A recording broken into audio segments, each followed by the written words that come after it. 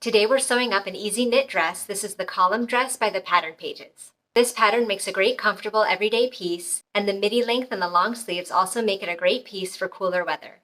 This dress pattern is available as a PDF download at the Pattern Pages website. I got the copy shop version for free this month with my subscription to the Pattern Pages magazine. I've left a link to the pattern and to the magazine below so you can check out all the details. The fabric that I'm using in this video today is a blue and white jersey from Rex Fabrics. I'm sewing this dress today entirely using my regular sewing machine. For the main seams, I'm using a zigzag stitch with a width of 0.5 millimeters and a length of 2.5 millimeters. And for applying my neckband, I'm using a lightning bolt stitch, just using the default machine settings. And finally, for my hems, I've chosen a wider zigzag stitch with a width of 2.5 and a length of 2.5. One thing I want to let you know before we get started is that for this sleeve, there were no notches for front, back, and the top of the sleeve cap. So what I did was I took a sleeve pattern piece from another pattern just to verify the front and the back and to gauge where I should place the top of the sleeve at my shoulder seam. I hope you join me today in sewing this dress. Let's get started. Place your front and back pieces right sides together and pin your shoulder seams. And then sew your shoulder seams with a 3/8 inch seam allowance.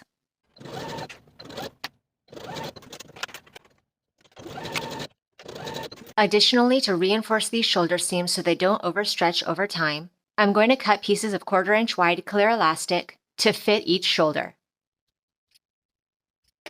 Then I'll take it to the sewing machine, and with that clear elastic, laying on top of the stitching line that we just created, I'm going to sew that elastic in place from one side to the other, right on top of the original stitching line. And I'm sewing those elastic pieces to the shoulder seams of the back bodice piece.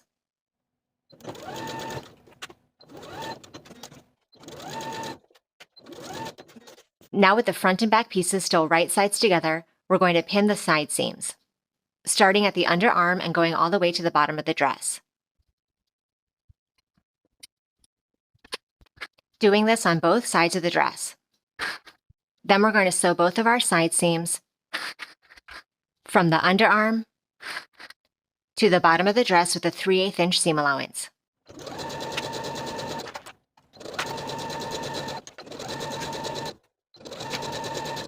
Fold your sleeves in half right sides together and pin the underarms.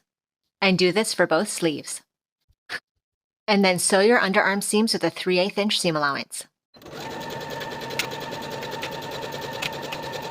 Since the distance around the top of the sleeve is greater than the armhole of the bodice, I'm going to sew basting stitches around the sleeve cap, starting a couple inches away from the underarm seam, all the way around to a couple inches away from the underarm seam on the other side. I'm going to use the longest stitch on my machine and go all the way around with about 1/8 of an inch seam allowance.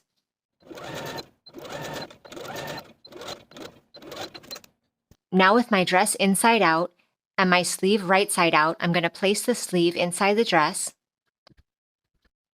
taking a moment to make sure that you're inserting the correct sleeve to the correct side of the dress, and pin in place starting at your underarm seam.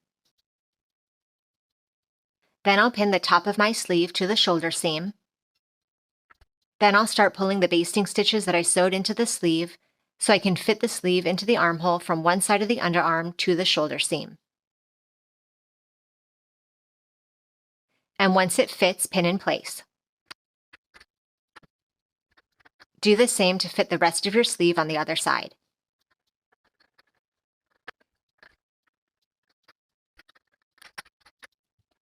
Now with my sleeve pinned in place, I'm going to take it to the sewing machine and sew all the way around with a 3/8 inch seam allowance.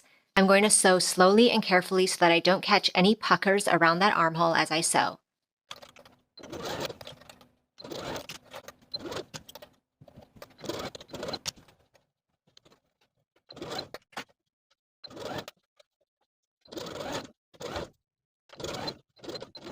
For the bottom hem of the dress, I've taken it to my ironing board, and I folded up the raw edge to the wrong side by 1 inch. Now I'm going to pin all the way around.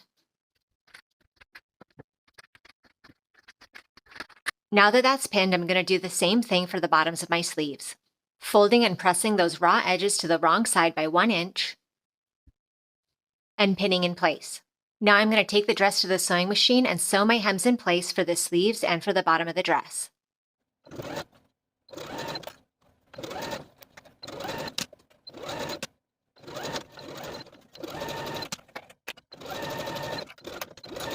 Fold your neckband in half, matching the short edges, and pin in place. And then sew the 3/8 inch seam allowance. Then you can fold your neckband in half once again, this time wrong sides together, and give those top folded edges a good press. Now I'm going to find the quarter points of the neckband and place pins at those markings.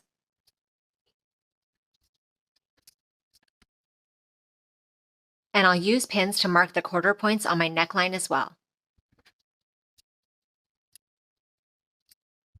Now I'll place the seam of my neckband right sides together with the back neckline, matching those center back pins, and pin in place.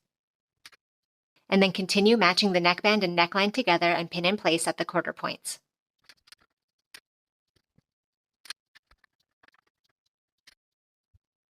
Now I'll take this to the sewing machine and sew my neckband in place with a 3/8 inch seam allowance, slightly pulling that neckband to fit the neckline from pin to pin as you go.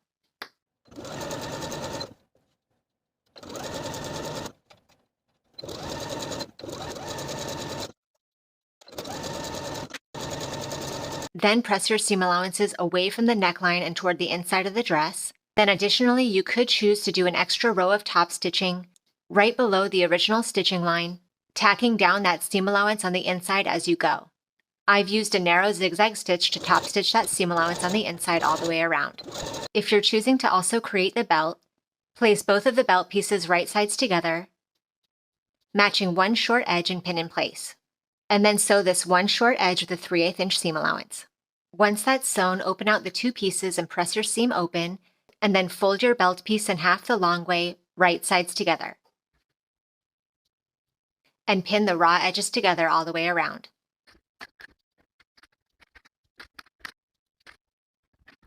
Now I'm going to start sewing at one short edge with about a 1/4 inch seam allowance, sewing that end closed and then pivoting along the long edge, sewing all the way across and sewing the opposite short edge as well.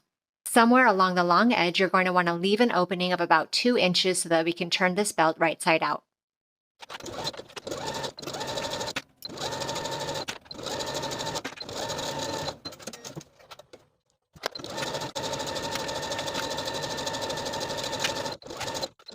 Now turn the belt right side out through the gap that you left in your stitching. Then give your belt a good press. To finish the belt, I'm going to pin closed the gap in my stitching, and then I'm just going to edge stitch it in place from one side of the opening to the other, just using a regular straight stitch. And now your dress is complete. Thank you for watching this sew along. Make sure you check out the rest of my video library for more great sewing inspiration, and I'll see you in the next video.